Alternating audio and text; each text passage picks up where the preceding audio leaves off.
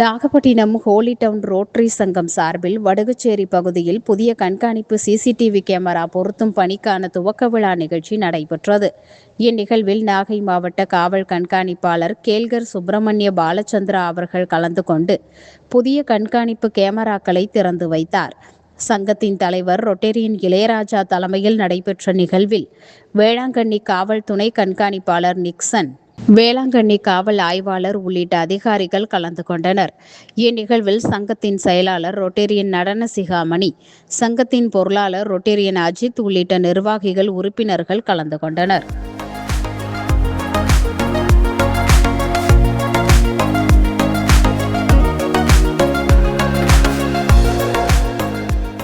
பார்க்கும்போது ரெண்டு யூஸ் இருக்கு. இவரு எல்லாரும் ரெண்டு பேரும் சொன்னாரு, நல்லா தான் சொன்னாரு.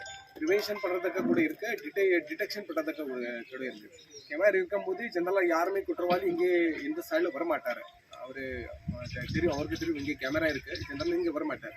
பைசான்ஸ் வந்துட்டாலும் நம்ம கேமரா பார்த்துட்டு அவரோட இவர் சொன்ன மாதிரி அவரோட ஃபேஸு இல்லைன்னா ஷர்ட் எந்த கலர், எந்த பைக்